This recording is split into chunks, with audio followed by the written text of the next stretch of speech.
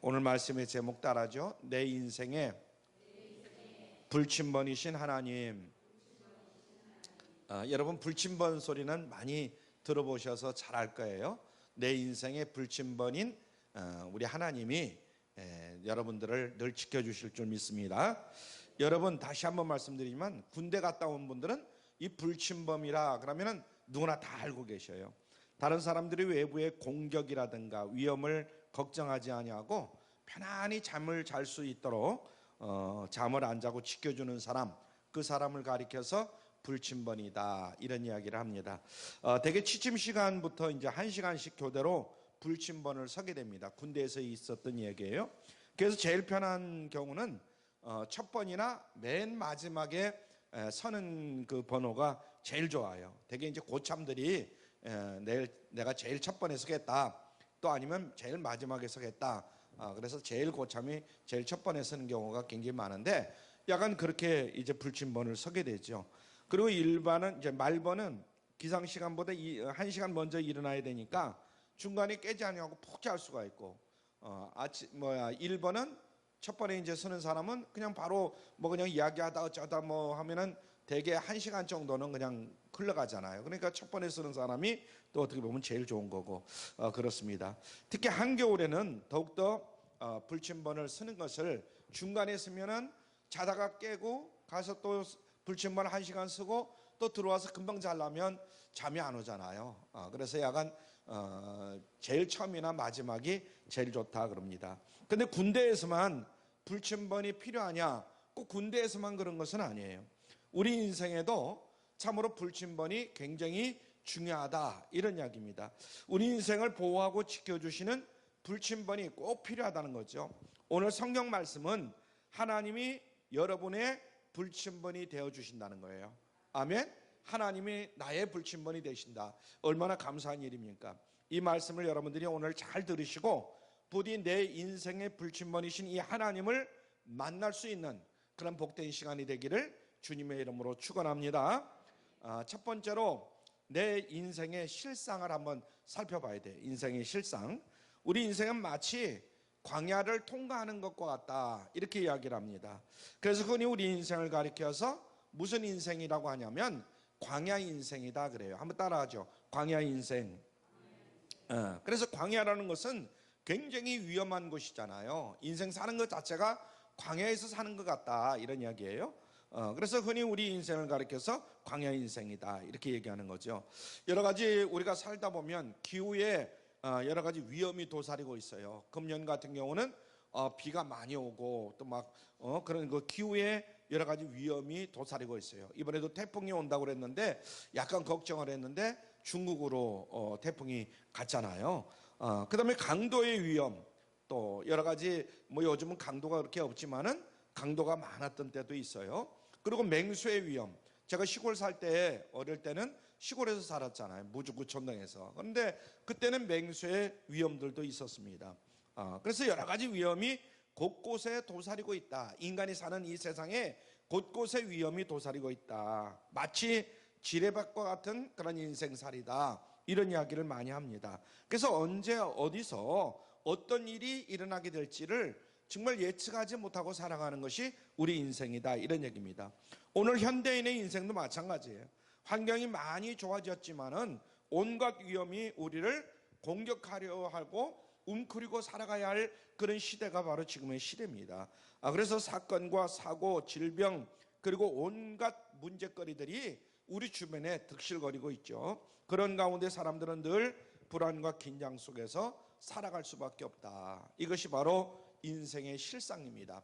두 번째로 살펴볼 것은 광야의 인생이에요. 그래서 이 광야의 인생을 살아가는데 필수 요소가 뭐냐? 온갖 위험으로부터 인생을 보호해줄 그 존재가 참으로 필요합니다. 그래서 사람들은 저마다 자기를 보호하고 자기를 지켜줄 어떤 그런 존재를 찾기 마련이에요. 나를 지켜주고 나를 존재할 수 있도록 만들어주는 그런 조건을, 대개 다음의 것들을 의지하면서 살아가는데, 그러면 그것이 자기를 보호해 줄 것이다, 이런 생각들을 갖는 것 같아요. 첫째로 보면은 소유입니다. 소유. 한번 따라하죠. 소유.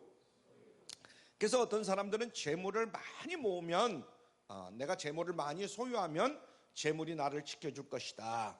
또 권력을 소유하면 권력이 나를 지켜줄 것이다. 그래서 어떤 사람은 재물, 어떤 사람은 권력을 소유하려고 발버둥을 칩니다. 그러나 그런 것들은 일시적이고 단편적으로 나를 보호해 줄 수 있을지 모르지만은 완전한 보호자가 될 수가 없다, 이런 이야기입니다. 어떤 때는 물질이 있는데 물질만 가지고는 안 되잖아요, 우리가 살아가는 세상에. 그래서 어느 해외 교포의 이야기를 들은 적이 있는데요. 그분은 20년 전에 미국을 들어가서 미국에서 이제 열심히 살았어요. 그래서 하여튼 기회를 잘 잡아가지고 20년 만에 엄청난 부자가 됐습니다. 이제는 뭐 돈만 있으니, 돈이 많으니까 내 돈만 가지고도 떵떵거리고 살 수가 있다. 황우석 박사 같은 경우 그때는 뭐 인간이 어디가 나쁘면 그걸 떼어가지고 또 다시 다른 장기로 바꾸고 뭐 해서 한 150살까지도 살 수 있다, 막 이런 얘기까지 나왔었어요. 그러니까 나는 돈이 많으니까 어디가 나쁘면 그걸 떼어서 뭐 바꾸고 그러면 150살까지는 살 수 있다, 큰 소리 팡팡 치는데 얼마 있다가 3일 있다가 이 사람이 교통사고로 죽었어요. 무슨 소리냐면 아무리 그런 돈이 많아가지고 뭐를 장기를 뭐 이식하고 뭐 하고 해서 오래 살 수 있을 것 같지만은 사람이 그런 건 아니잖아요. 교통사고 나가지고 3일 만에 죽을 줄 누가 알았어요? 그 사람이 좋은 차를 타지 않았겠어요? 뭐 티코 같은 걸 탔겠어요? 죄송스럽지만은 뭐 편리해서 타시는 분들도 있지만은 그렇지는 않단 말이에요. 좋은 차, 그냥 사고 나더라도 안전한 차, 튼튼한 차를 탔어요.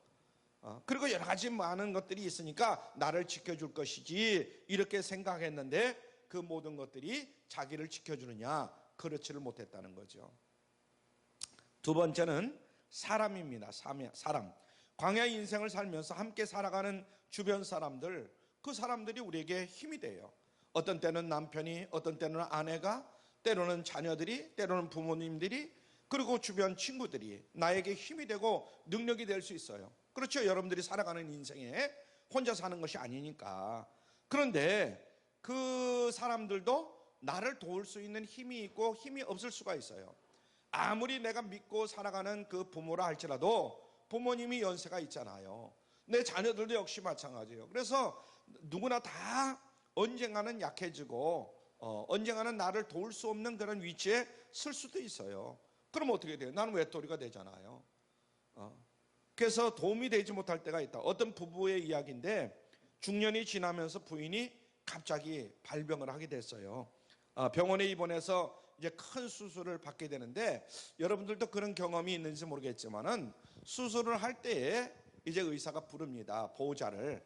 그래서 거기다 뭘 쓰라고 그래요. 그 뭐냐면 이 사람이 수술을 받다가 죽는 경우가 있을 수도 있거든요. 그래서 어떤 일이 벌어지든 간에 그 모든 것들을 잘 감수하겠다는 서약서를 받아 놓는 거예요.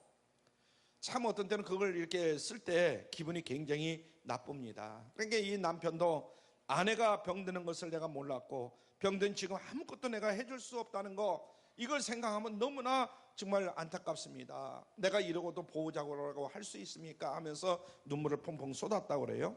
그렇습니다. 인간은 아무리 능력이 있다 할지라도, 사랑이 넘친다 할지라도 완전한 보호자는 될 수가 없어요. 그렇죠? 아무리 그 사람이 뭐 능력이 있다, 뭐 물질이 있다 그런다고 해서 그 사람이 나의 보호자가 될 수 있느냐? 그렇지는 못해요. 자기 자신도 스스로 지킬 수 없고 서로 지켜주지 못하는 것이 우리 인간이다, 이 말입니다. 자, 세 번째로 사람을 그러니까 의지해서는 안 된다. 세 번째로 미신과 우상종교예요. 한번 따라줘. 미신, 우상종교. 소유도 사람도 진정한 보호자가 되지 못함을 깨닫게 됩니다. 그러면 이제 어떻게 되냐? 사람이 뭔가 다른 것을 찾아야 되겠다, 이런 생각들을 가져요. 그 대표적인 것이 옛날 우리 어르신들이 미신이라든가 우상 종교에 빠지는 경우가 굉장히 많아요. 물질도 있지, 건강도 있지. 그런데 가만히 보니까 그것만 가지고는 믿고 살 수가 없어요. 여러 가지로 상황이. 그러니까 어떡하니까 미신과 우상 종교에 빠질 수밖에 없다. 많은 사람, 많이 배운 사람은 그런데 안 빠질 거야. 그런데 우리 주변에도 보면, 제가 어렸을 때도 보면 무슨 서울대학을 나왔다, 무슨 대학을 나왔다, 그런 사람들도 이 미신에 빠지고 우상 종교에 빠지는 경우가 굉장히 많아요. 요즘은 이단들이 많잖아요. 이단에 빠지는 사람들은 대개 못 배운 사람들, 뭐 알지 못하는 사람들, 그런 사람들만 빠질 것 같아도 천만의 말씀이에요. 인류 대학을 나오고 정말 이 종교 저 종교 다 다녀보고 또 특히 기독교를 다니던 본 사람들이 빠지는 경우도 굉장히 많아요. 이단들에게 빠지는 경우를 보면은 그렇다 이거죠. 뉴욕의 차이나타운이 있었던 일인데요. 아주 지성적으로 생긴 한 백인 여성이 중국인이 경영하는 상점에 들어왔어요. 그러면서 조심스럽게 이 사람이 주인한테 얘기를 합니다. 여기 혹시 부적은 안 팝니까? 이렇게 물어보는 거예요. 있으면 제일 비싼 거로 제가 좀 사고 싶습니다. 이 백인 여성이 중국인에게 이야기를 하는 겁니다. 그러니까 중국인이 그 사정을 들어보니까 이런 사정이에요. 사실은 제 아들이 멀리 남태평양으로 떠나거든요.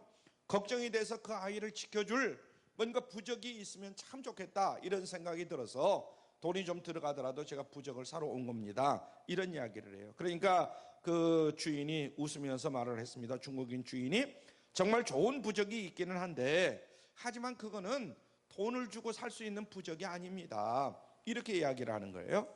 그게 뭔데요? 어떻게 하면 제가 그걸 구할 수 있는데요? 하고 백인 여성이 물어봅니다. 그러니까 부인, 바로 하나님이십니다. 저도 자식이 3명이 있고 손주들도 있는데 그들이 늘 염려가 됩니다. 그러나 저는 하나님께 그들을 맡깁니다. 그리고 기도합니다. 하나님은 제 기도를 들어주셔서 지금까지 그들을 잘 지켜주시고 보호해 주셨습니다. 그러니까 부인도 하나님을 영접하십시오. 하나님은 잘 영접하면은 그리고 하나님께 모든 것을 맡기면 하나님께서 인도해 주십니다. 이렇게 이야기를 했다는 거예요. 그렇습니다. 그 어느 것도 인생의 완전한 보호자가 되지를 못합니다.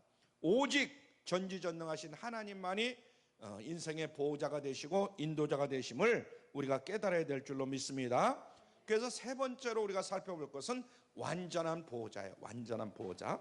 오늘 본문 시편 121편은 바로 하나님만이 유일하고 온전한 보호자가 되시는구나 하는 것을 우리에게 증거하고 있어요. 이 시편은 그 표제 앞에 맨 앞에 보면 시편 121편 앞에 보면 성전에 올라가는 노래 이렇게 돼 있어요. 그러니까 구약의 이스라엘 백성들이 예루살렘 성전으로 올라갈 때에 혼자 부른 노래가 함께 불렀던 노래라 이거예요. 혼자 불렀던 노래가 아니라는 얘기죠. 여럿이 같이 1편, 2편 나눠가지고 이렇게 불렀던 노래다. 그들은 명절 때가 되면 지방에서 예루살렘으로 올라가는데 그 순례길은 쉽지가 않아요. 광야길입니다. 멀리서 온 사람들도 있고 그 올라가는 그 길이 광야길이라는 거예요. 그래서 아마 먼 길을 오다가 마지막 유대 광야를 통과하면서 멀리 예루살렘이 보이기 시작할 때에 불렀던 노래가 아닌가 이렇게들 보고 있습니다. 이 시편을 두 문단으로 나눠보면 1절과 2절이 한 문단이고 3절부터 8절까지가 또 한 문단입니다. 그래서 첫 문단에 보면 나 1인칭으로 되어 있어요. 내가 산을 향하여 눈을 들리라. 나의 도움이 어디서 올꼬. 그러면서 2절에 보면 나의 도움이 천지를 지으신, 그러면서 나라는 그런 1인칭으로 되어 있는 것을 우리가 알 수가 있습니다. 두 번째 문단 거기 보면 3절부터 이제 8절까지인데요. 너라는 2인칭으로 되어 있어요. 그 보면 3절에 보면 여호와께서 너로 실족치 않게 하시며, 그래서 너라고 되어 있죠. 2인칭으로 되어 있어요. 그러니까 아마 동행인들끼리 서로 교창하던 노래가 아닌가 이런 생각을 가지게 됩니다.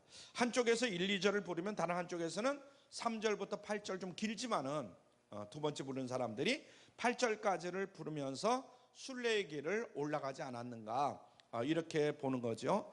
자, 그래서 시편 121편 1절로 2절에 보면 내가 산을 향하여 한번 볼까요? 시작. 내가 산을 향하여 눈을 들리라. 나의 도움이 어디서 올꼬? 나의 도움이 천지를 지으신 여호와에게서로다. 아멘. 여러분들 늘 잊지 마시길 바랍니다. 눈을 들리라. 나의 도움이 어디서 올꼬? 나의 도움이 천지를 지으신 누구에게서? 여호와에게서. 여러분의 도움은 항상 어디서 오느냐면 여호와 하나님께서 오신다 이런 얘기입니다. 여기서 산이라고 할 때 내가 산을 향하여 눈을 들리라 할 때 산은 아마도 성전이 있는 시온산이 아닌가 이런 생각을 해봅니다. 시온산. 그러나 산 자체가 중요한 게 아니라 그 산에 그 계시는 하나님이 중요하다 이 말이에요. 오직 여호와 하나님만이 광야길을 인도하시고 도와주시는 그런 하나님이시다 하는 것이 중요한 거죠. 자, 그다음에 이제 시편 121편 3절부터 8절까지인데 그것을 화답하면서 구체적으로 여호와 하나님이 누구신가, 그리고 어떻게 우리의 인생을 도우시는가, 그것을 노래하는 그런 장면이 거기 나옵니다. 3절부터 8절.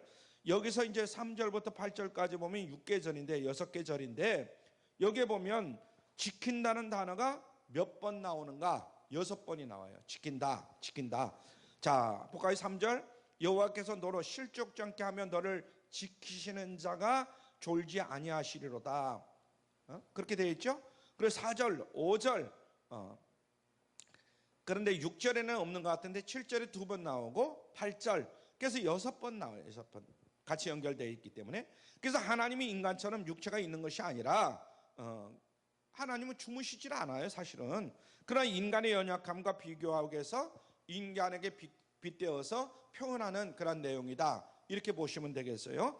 여기 보면 하나님이 어떤 분으로 묘사되고 있느냐, 내 인생의 불침번이다. 내 인생의 불침번. 졸지도 아니하시고 주무시지도 아니하시고 늘 나의 인생을 지켜주시는 그런 불침번이시다. 즉 완전한 보호자다, 이렇게 묘사하고 있어요. 한번 따라하죠. 하나님은 나의 불침번이시다. 그 내용을 정리하면 다음에 3가지로 우리가 요약을 할 수가 있습니다. 첫 번째는 항상 지켜주시는 하나님. 한번 따라하죠. 항상 지켜주시는 하나님. 4절을 보면 하나님은 밤에도 낮에도 졸지도 주무시지도 아니하고 우리를 지켜주시는 하나님이시다, 이런 이야기예요. 특히 8절로 내려가서 보면은 지금부터 영원까지 지켜주신다, 이렇게 말했어요. 한번 따라하죠. 지금부터 영원까지.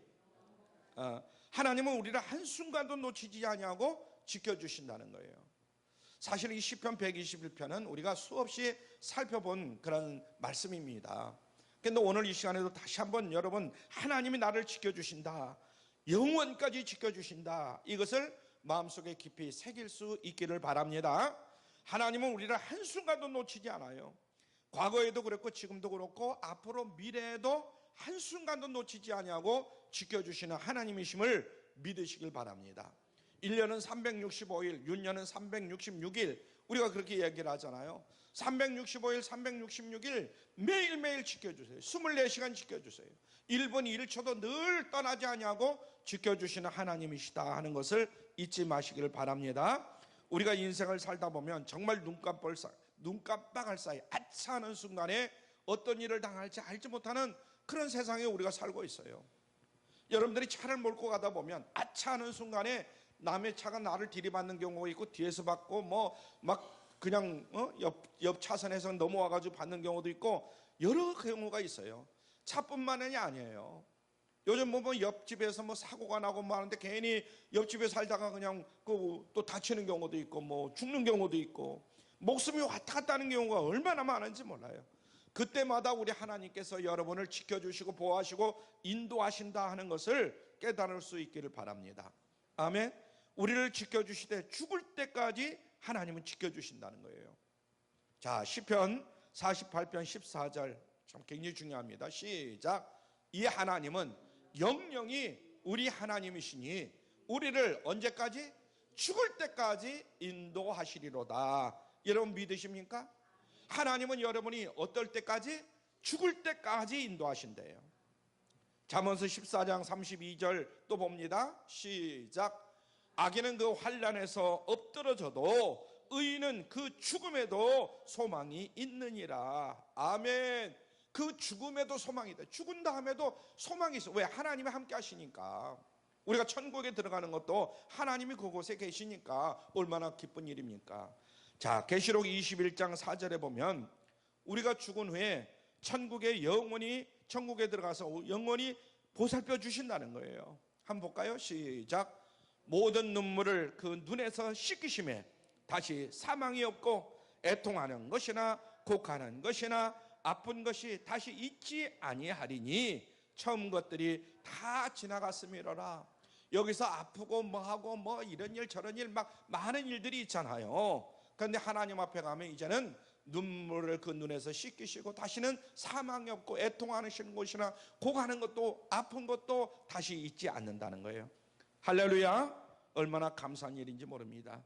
두 번째로 어떤 상황에서나 지켜주시는 하나님. 한번 따라줘. 어떤 상황에서나 지켜주시는 하나님. 1번은 뭐 어떤 상황에서도 항상 지켜주시는 하나님이라고 그랬는데 비슷한 것 같지만 조금 다르죠. 시편 121편 5절을 눈으로 한번 보세요. 5절. 거기 보면 네 우편에서 네 그늘이 되어주신다고 그랬어요. 여기서 우편이라고 할 때 우편 오른쪽이죠. 우편이라고 할 때 이 공간적 방향을 가리키는 게 아니고 꼭 오른쪽을 얘기하는 게 아니고 하나님의 권능을 상징하는 거예요. 한번 따라줘. 하나님의 권능. 그늘은 그다음에 이제 그늘은 하나님의 보호를 의미합니다. 그러니까 하나님의 권능으로 우리를 보호해 주신다 이런 뜻이에요. 하나님이 여러분을 어떻게 한다고요? 보호해 주신다. 보호해 주신다. 시편 121편 6절로 넘어가면 낮의 해와 밤의 달이 해치지 않도록 지켜주신다 그랬어요. 광야 사막에는 여러 가지 위험 요소들이 있어요. 저도 이제 이스라엘 성지순례 가서 광야도 이렇게 가봤는데요. 그러니까 이 광야라는 것은 굉장히 낮에는 열사의 햇빛이 막 괴롭히는 거예요. 밤에는 또 차가운 달빛이 힘들게 만드는 거예요. 또 사막은 개활지이기 때문에 달빛이 밝으면 이 강도라든가 맹수의 위험이 늘 도사리고 있어요. 언제 어디서 강도가 나타날지 또 맹수들이 또 달라들지 아무도 몰라요. 그런데 하나님께서 그늘이 되어 주셔서 보호해 주신다는 거예요. 할렐루야. 얼마나 감사할 일입니까? 한마디로 7절 말씀대로 보면 모든 환난에서 지켜주신다고 그랬어요. 저는 무주구촌동이잖아요. 읍내라는 데까지가 6km 정도 떨어졌어요. 읍내가. 초등학교 4학년까지는 우리 동네에서 학교를 다녔고, 그리고 이제는 5학년 때부터는 그 6km를 떨어진 15리가 떨어진 그 무주까지 걸어서 다니는 거예요. 비가 오든 눈이 오든. 근데 저는 또 책을 좋아해가지고 학교 끝나면 초등학교 5학년 때 이제 무주 국민학교를 들어갔는데 도서관이 있는데 책이 얼마나 있는지 몰라요. 들어가서 도서관에 가서 이제 학교 공부 끝나고 도서관에 가서 책을 보면 이게 뭐 이것도 봤다 저것도 보고 그래가지고 보면은 막 밤 11시 12시가 되는 거예요. 그때 이제 혼자 그 6km를 올라고 그러니까 얼마나 힘듭니까? 여러분들은 아무렇지도 않게 생각할지 모르지만 그 산길을 시골길 다녀보신 분들은 알아요. 4km도 굉장히 긴 거지만 6km는 뭐 한참 1시간 내지 1시간 어린 그 발걸음으로 1시간 내지 1시간 20분 정도는 걸어야 집에로 올 수가 있어요. 그걸 그 시간에 와가지고 하고 참 지금 생각해보면 참 감사할 일이지만은 그런데도 하나 무서운 게 없었어요. 겁이 없었어요. 왜냐면 이제 교회를 다니고 주일학교를 다니고 그렇기 때문에 그런 것도 있겠지만은 자, 세 번째는 육체와 영혼까지 지켜주시는 하나님. 7절 하반절에 보면 우리의 육체뿐만 아니라 하나님은 우리의 영혼까지 지켜주신다는 거예요. 우리의 영혼까지. 사람은 육체가 안전하더라도 마음에 불안하고 흔들리면 잘못된 사상, 잘못된 욕망 이런 것에 사로잡히게 됩니다. 그래서 인생을 망치는 사람들이 얼마나 많은지 몰라요. 근데 하나님이 그 마음과 영혼까지도 지켜주신다는 거예요. 할렐루야. 하나님이 우리의 마음, 우리의 영혼까지도 지켜주신다. 오늘날 현대인들에게 이 영혼의 병, 마음의 병이 얼마나 많은지 몰라요. 그리고 얼마나 크게 작용하는지 정말 상상하기가 굉장히 힘들 정도예요. 얼마 전에 방송에 한 일주일도 안 된 것 같아요. 방송에 나온 걸 제가 봤는데 요즘 젊은이들 가운데 은둔 외톨이들이 굉장히 많다는 거예요. 그들은 불안해가지고 사람들과 접촉하기를 싫어하고 밖에 나가지 않냐고 방에만 틀어박혀 있다는 거예요. 여러분들 주변에도 이런 사람들이 있어요. 우리 친척들 가운데도 우리 가족들 가운데도 있을 수도 있어요. 밖에를 나가지 않는 거예요. 어릴 때는 모르지만은 이제 뭐 군대도 갔다 오고 이 보통 보니까 그 통계를 보니까 20살에서 30살 먹은 사람들 가운데도 굉장히 많다는 거예요. 군대 갔다 온 사람들 가운데도 은둔형 외톨이. 그래서 방콕족이라고 부르기도 하는데 우리나라에 10대에서 30대까지가 보니까 약 30만 명이 이상 된다는 거예요. 30만 명. 굉장한 숫자잖아요. 3만 명도 아니고 30만 명. 우리 안산만 해도 굉장히 많습니다. 그래서 물질 문명이 발달되고 풍요로워지면서 오히려 영혼이 빈약해지는 이런 사람들이 굉장히 많아졌다는 거예요. 그래서 우리보다도 물질 문명이 앞선 일본이라는 나라는 그저께 또 일본에 대해서 이런 게 또 나오더라고요. 1970년대부터 이런 현상들이 일본은 나타나기 시작했다는 거예요. 그런 사람들을 가리켜서 히키코모리라고 하는데, 히키코모리, 방 안에 틀어박혀 있다 이런 얘기인데요. 1억 3천만, 일본의 인구가 약 1억 3천만 정도 되는데 거기 나오는데 보니까 약 1%가 그런 사람들이라는 거예요. 그러니까 1%라면 얼마요? 130만 명이 그렇다는 거예요. 우리나라는 약 한 30만 명, 일본은 130만 명. 그래서 이들의 마음이 병이 드는 게 정말 안타까운 거예요. 마음이 병들. 그러니까 부모가 어떻게 해줄 수도 없고, 뭐 친구가 친척이 어떻게 해줄 수가 없다는 거예요. 여러분, 이들이 어떻게 하면 치유되는가? 그래서 병원에 입원을 시켜보고 약물을 써보기도 하고, 그런데 별 효과가 없다는 겁니다. 다른 병하고 틀려가지고. 그러니까 오히려 악화된다는 거죠. 그래서 혹자는 애완동물하고 놀면 좀 나아질까, 뭐 영화를 보면 좀 나아질까, 뭐 연극 감상을 하면 좀 나아질까, 음악 감상을 하면 좀 나아질까. 그래서 컴퓨터를 그냥 이제 가지고 컴퓨터 가지고 밤 늦게까지 씨름하고 밤 이제 낮에는 자는 거예요. 밤에는 컴퓨터 붙들고 밤을 새우고, 이런 아이들이 너무나 많다는 거예요. 가장 좋은 방법은 인간의 영혼을 만드신 하나님을 만나게 해야 되는 줄 믿으시길 바랍니다. 아멘. 우리가 뭐 이것도 해주고 저것도 해주고, 물론 부모로서 가족으로서 또 뭐 친구로서 해줄 수도 있겠지만은 하나님을 만나게 하는 것이 가장 좋은 방법이다 이거예요. 하나님과 동행할 때 비로소 그 영혼이 치유되고 평안을 얻게 된다, 이런 이야기입니다. 시편 73편 26절에 보니까 이런 말씀이 있어요. 시작. 내 육체와 마음은 어떻게 해요? 쇠잔하나 하나님은 내 마음의 반석이요 영원한 분기시라. 아멘. 여러분 꼭 이 말씀도 외놓으세요. 내 육체와 마음은 쇠잔하나. 우리가 나이가 먹고 여러 가지 환경과 형편과 처지가 그런 경우가 많아요. 내 마음은 쇠잔하나 하나님은 내 마음의 반석이시요 영원한 분기시라. 자, 시편 42편 5절 같이 봅니다. 시작. 내 영혼아 네가 어찌하여 낭망하며 어찌하여 내 속에서 불안하여 하는고. 너는 하나님을 바라라. 그 얼굴의 도우심을 인하여 내가 오히려 찬송하리로다. 이 말씀도 여러분들 꼭 외놓을 수 있길 바라요. 네가 어찌하여 낭망하며 네가 어찌하여 불안해하는고. 우리 주변에 보면 이런 사람들이 얼마나 많은지 몰라요. 이처럼 하나님은 우리를 항상 어떤 상황에서도 우리의 육체와 영혼까지 지켜주시는 하나님이시다 하는 것을 깨달을 수 있기를 바랍니다. 하나님이 나를 그렇게 온전히 도와주신다는 게 얼마나 놀라운 일인지 몰라요. 아까도 얘기했지만 우리 부모가 내 가족이 또 아니면 내 친구가 나를 도와줄 수 있지만은 인간은 한계가 있기 때문에 끝까지 도와줄 수 없어요. 근데 하나님은 언제나 나와 함께 계신다는 거예요. 세상에서 인간 중에 가장 보호를 철저히 받는 사람이 있으면 아마 대통령이다 이렇게 얘기를 할 거예요. 지금 뭐 대통령이 있죠. 근데 하나님은 하나님의 자녀들을 볼 때에 대통령보다도 더 귀하게 여기시는 하나님이신 줄 사람인 줄로 믿으시길 바랍니다.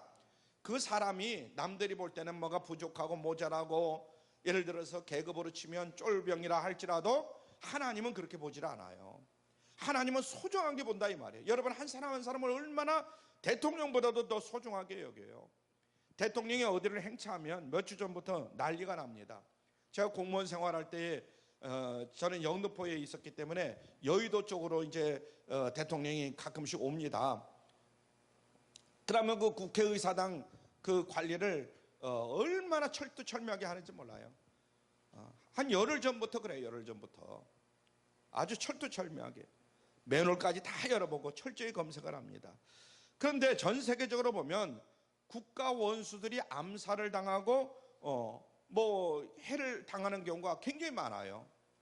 일본에서도 얼마 전에 그 수상이 암살 당하지 않았어요? 암살이라고 해야 되나? 뭐 하여튼 뭐 살해당했죠.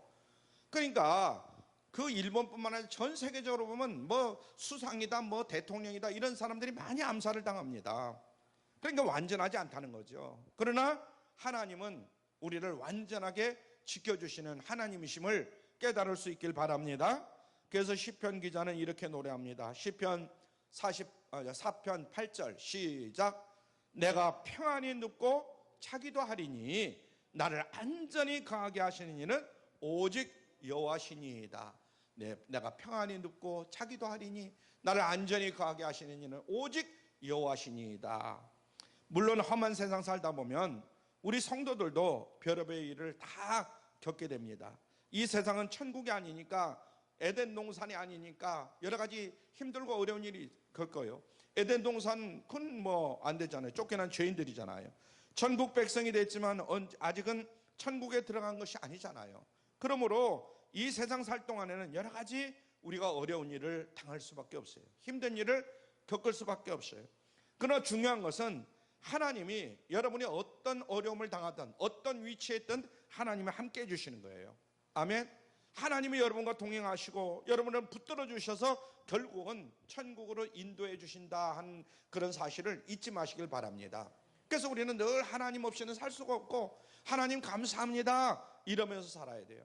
제가 나이가 이렇게 먹어갈수록 사실은 뭐 하나님을 안 믿은 것은 아니지만은 요즘은 더 하나님이 얼마나 소중하다는 것을 더 깨닫게 돼요. 시편 37편 24절 보니까 같이 보죠. 시편 37편 24절 시작. 저는 넘어지나 아주 엎드러지지 아니함은 여호와께서 손으로 붙드심이로다. 아멘. 우리가 인생을 살다 보면 넘어질 때도 있어요. 그렇죠? 그러나 아주 엎드러지지 않은 것은 여호와께서 손으로 붙들어 주신다는 거예요. 여러분 힘들고 어려우신 적이 있죠? 그러나 하나님께서 여러분들을 붙들어 주고 계셔요. 아멘. 반드시 승리하게 될 줄로 믿으시길 바랍니다. 네 번째, 하나님의 보호를 받는 방법입니다. 하나님의 보호를 받는 방법. 성도 여러분, 이런 사실을 확신하고 먼저 우리는 믿음으로 하나님을 바라봐야 될 줄로 믿습니다. 늘 믿음으로 하나님을 의지해야 될 줄로 믿습니다. 우리가 하나님만을 믿고 하나님만을 의지하고 바라보고 살아가야 된다, 이런 얘기예요. 그래서 하나님의 보호 속에서 늘 승리하시기를 주님의 이름으로 축원합니다. 근데 좀 더 효과적으로 하나님의 보호를 받기 위해서 우리 나름대로 힘써야 할 그런 일들이 있어요. 그게 뭐냐면 첫째는 말씀에 순종해야 돼요. 한번 따르죠. 말씀에 순종하자. 하나님의 말씀은 도로에 그려진 차선과 같다. 도로에 그려져 있잖아요. 차선이요. 1차선, 2차선, 3차선 하고 그려져 있잖아요. 그런데 이 차선을 지키지 않냐고 좌충우돌하면 사고가 나는 거예요. 그런 차들이 있잖아요. 술 한잔 먹고도 그런 차도 있고, 뭐 깜빡 무슨 뭐 다른 생각하다가 그런 경우도 있고, 여러분들도 아마 그런 적도 있을 거예요. 그럼 어떻게 해요? 사고가 나면 견인차가 와서 끌어가다가 차고다 차 고치는 데다 맡겼다가 다시 이렇게 나오는 경우도 있잖아요. 얼마나 그런 사고를 당하면 얼마나 손해가 나는지 몰라요. 저도 가끔씩 요즘은 뭐 그런 일이 없지만 옛날에는 정말 막 여기저기 막 뛰어다녀야 될 때니까 한두 번씩 사고가 날 때가 있었어요. 야간 하나님도 마찬가지다. 우리가 하나님의 말씀을 무시하고 하나님 말씀을 어겨서 제멋대로 돌아다니다가는 반드시 사고가 날 수가 있다. 이걸 늘 잊지 말아야 돼요. 그리고 사고가 나면 어떡합니까? 바짝 깨닫잖아요. 아이고 내가 잘못했다. 그래서 하나님 앞에 다시 나오게 되고 하나님 앞에 무릎을 꿇지 않습니까? 인생 수업료를 지불한다 이 말이에요. 인생 수업료를. 어떤 사람은 많이 지불하기도 하고 어떤 사람은 별로 그냥 간단하게 지불하기도 하고, 그런데 하여간 아깝잖아요. 그러니까 우리는 하나님의 말씀대로 살아야 될 줄로 믿습니다. 아멘. 하나님의 말씀대로 살아야 돼요. 그러면 하나님의 보호를 받고 하나님이 더욱더 여러분들을 높여주실 줄로 믿으시길 바랍니다. 그리고 기도함으로 하나님의 도움을 적극적으로 간구하시길 바랍니다. 기도해야 돼요. 하나님이 기뻐하심으로 여러분들이 기도할 때 도와주실 줄로 믿으시길 바랍니다. 시편 34편 6절에 보면 이런 말씀이 있어요. 시작.